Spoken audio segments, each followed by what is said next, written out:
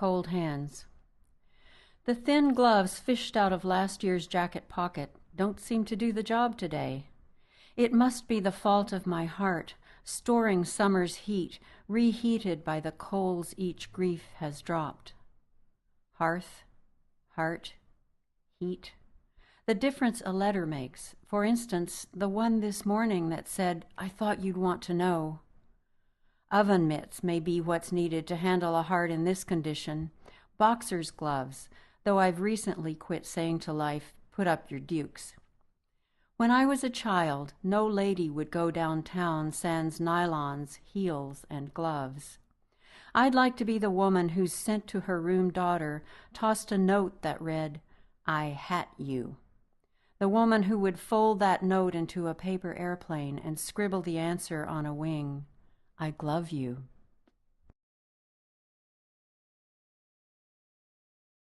Cotton.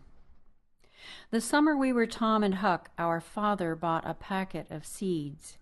He wanted us to understand the South, what cotton did to the land and the people on it.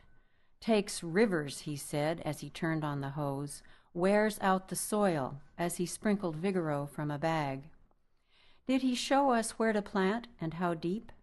We were dreaming up a river for our raft. Who hoed and weeded between his sweetheart roses? We tight-roped the white-board fence, 1 foot above his history lesson. I do remember the pale saucer flowers, the powder puffs we twisted from the knife-edge sepals. "Slavery," he said, "stoop labor." No way could 2 children's fingers ever pick that jagged seed clean.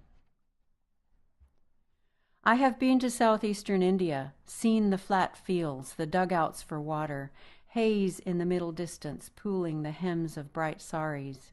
But this is not a travel poster.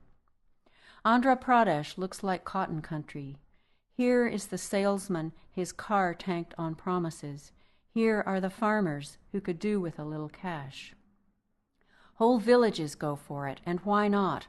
A cotton field in bloom is a beautiful sight. Pale saucer flowers. Bugs beyond counting agree.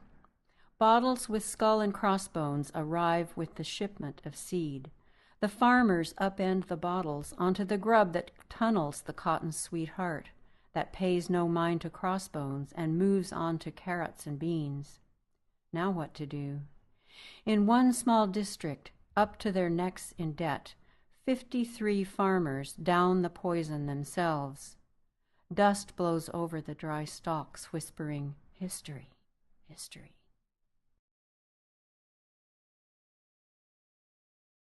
Darkening.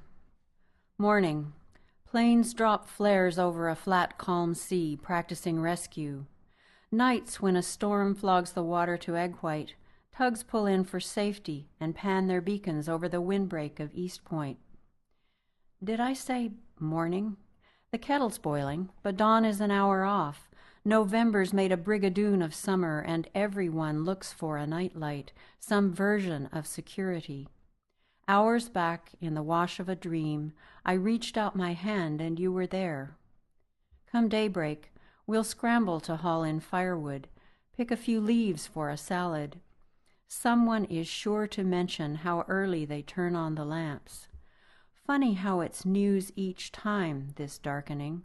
Parachuted flares hang like the pouches of gold the rich offered in the old days for dispensation. I stare at these temporary planets and burn the toast.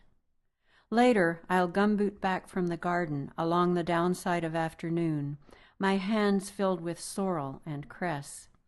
November's prayer, give us this day, some day. Italian.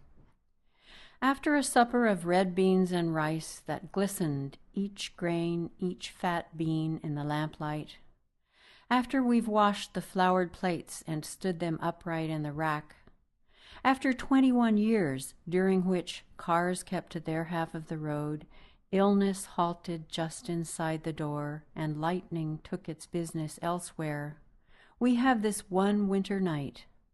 Let's be Italian. Let's clink glasses on the piazza beside the ticking stove. Tell me more about yourself. Talk with your hands.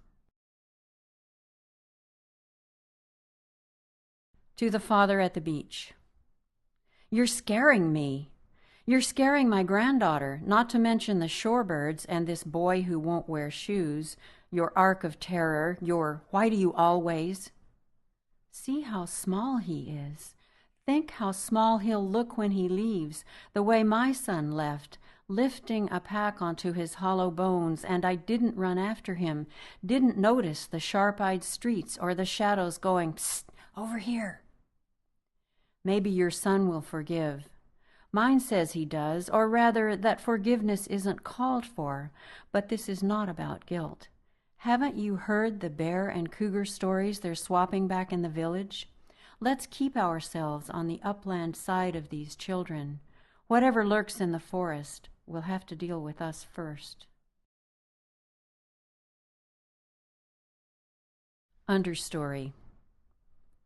To walk out of the field guide and listen, to wait for the world to approach with its dapple and hands.